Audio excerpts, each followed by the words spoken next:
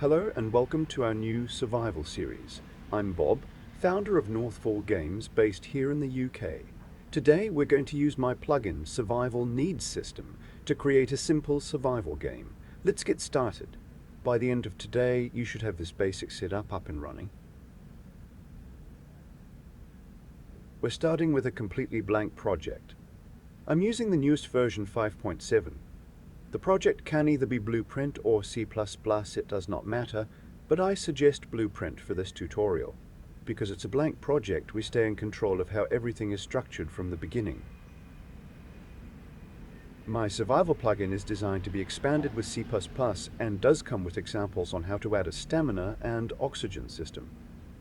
I have also exposed everything to Blueprint, and we will work on expanding the system later on in this tutorial series. Now, I always create a default map in any project. It gives me a place to work and test without overpowering the engine.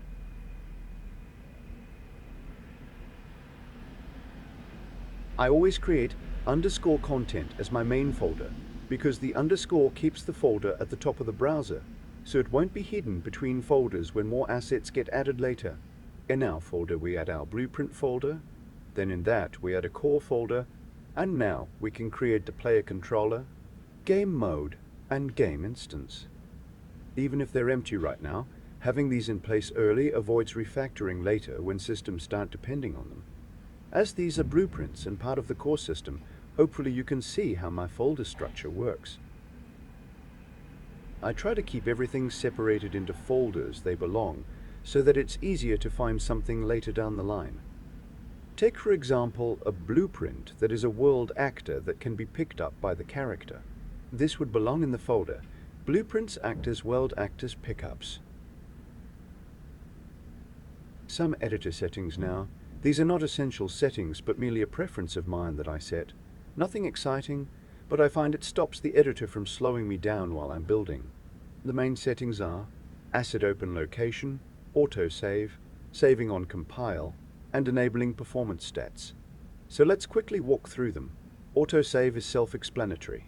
Asset Open Location is the main one. This stops your assets from opening in new windows and forces them to open in the main editor window.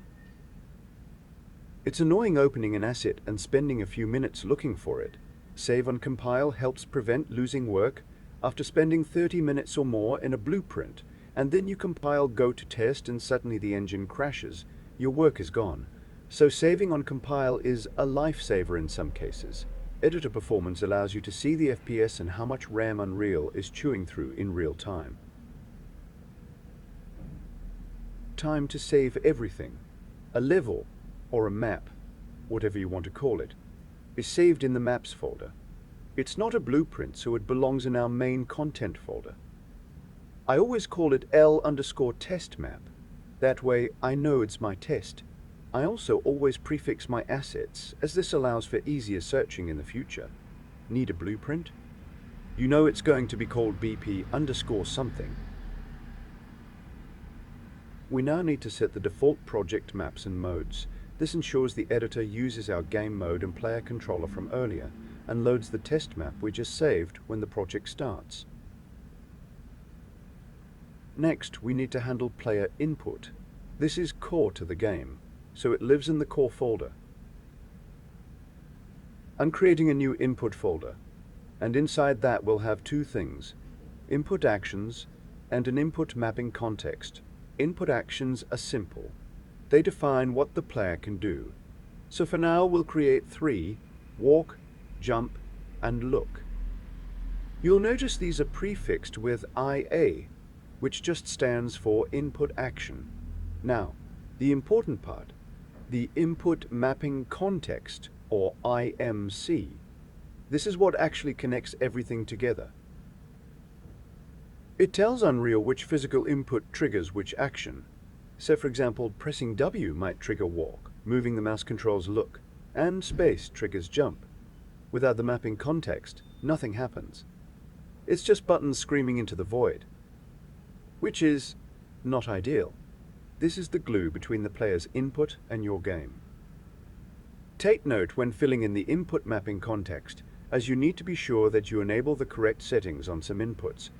Please take your time in this part and pause the video if needed. When setting up the input mapping context, some inputs need a bit of encouragement. For movement, we're using a 2D vector, but W, A, S, and D are just individual keys. So we need to tell Unreal how those keys map onto that vector. This is where swizzle and negate come in. Swizzle changes which axis the input affects, so we can map W and S to forward and backward, instead of sideways. Negate flips the direction, so S moves backwards, and A moves left. Without this, you'll press A and go right, and start wondering if your game's haunted. Or worse, it kind of works, but feels wrong, which is even more dangerous. Now we need to map our inputs to our character. Oh dear, it looks like I skipped creating one earlier. Not a problem. Just go into the main content folder, create a new folder called Character, then right-click, choose Blueprint Class, select Character, and call it BP_player character. Open that up, and we need to assign the input mapping context we created. This new system lets you bind different inputs to different actors. So instead of WASD always moving the player, you could pick up an object and suddenly the W key makes it jump instead. You just need to change the player controller's mapping context. Once that's set, right-click in the blueprint graph and search for your input actions. This is where the prefixes help out. Just type IA, and you'll find everything quickly. For now, just drop them in and line them up neatly. We'll wire them up next, right after we finish setting up the survival character. Next, we need to install the Survival Needs plugin. This is an engine plugin, so you can install it directly through the Epic Games launcher. I've already got it installed. Once you have it installed, save everything, close the editor, and reopen it. This allows the plugin to register within the engine. Then go to Edit, Plugins. Make sure the Survival Needs plugin is enabled, and restart the editor once again. Otherwise, none of this is going to work. Now that we have the plugin installed, we can reparent the player character to use the base survival character class. This isn't required, but it will make things a lot easier further down the line. Open your character blueprint, go to File, Reparent Blueprint, then search for Survival Character and select it. You should now see that we have a full list of things appear in the components list: spring arm, follow camera, and most importantly, the survival component. We don't have a character mesh yet, so let's fix that. Go back to the content browser, click Add, open the FAB Marketplace, and search for free characters. You can use the same one as me, or pick any you like. Just don't be surprised if things look a bit different if you go rogue.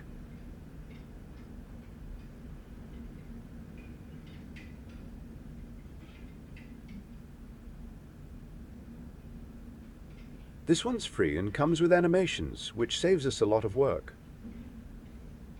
Click Add to Project. It only shows support for 5.6, but that's fine. Skeletal meshes and animations are consistent across Unreal 5, so just select 5.6 and install it. Once that's done, open your character blueprint and assign the mesh. You'll probably need to adjust the transform to get it sitting correctly, usually about -90 on the Z, and rotate it 90 degrees.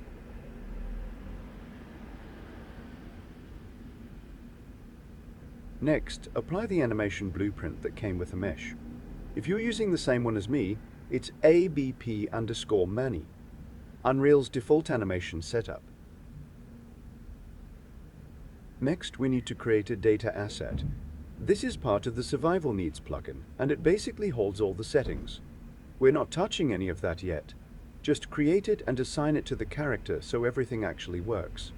To create it, head back to the content browser and make a new folder called Data. Right-click inside it, go to Miscellaneous, Data Asset, then scroll down until you find Survival Needs Config. Select that and save it as DA_player needs. Then open up your player character. find the survival component, and assign this data asset to it. Once that's done, hit play, and you'll see we now have a character in the world, ready for input. So, let's wire that up. First, let's start with jump. This one's already wired up by Epic, so easy win. Find Enhanced Input Action, IA Jump. From Started, drag off and call Jump. From Cancelled, call Stop Jumping. And Completed, hook it into Stop Jumping along with Cancelled. That's it. Your character can now jump. Next, we'll handle movement and mouse look. I like to do this in functions, again using prefixes, because searching for fn underscore is much easier than scrolling through everything later. So go ahead and create fn underscore move and fn underscore look. Open fn underscore look. Drag off the input and add controller pitch input and add controller yaw input. Take the value input and plug it into both. This will automatically create your function inputs. Rename them to pitch and yaw, then go back to the main graph, drop the function in, and connect it to your look input.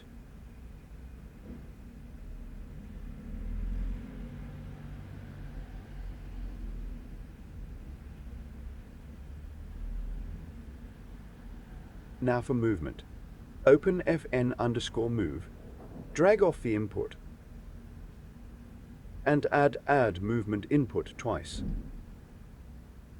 Bring in the capsule component. We'll use this to get direction. From it, get the right vector, and plug that into the first movement input. Then create a scale value input the same way as we did in the look function. Repeat the process using getForwardVector for the second movement input. Once that's done, head back to the main graph. Now compile. It should save automatically, but if not, make sure you save. Then head back to the editor and hit play. You should now have a character that can move around with full mouse control. And just like that, we've got a fully controllable character in a clean, structured project. The survival system is installed, but not connected yet, so nothing is affecting the player, for now. In the next episode, we wire up health, hunger, and thirst, and this stops being a sandbox and starts becoming a survival game, assuming we don't break it first. Like, subscribe, or don't. I'm not your dad. I'll be back anyway.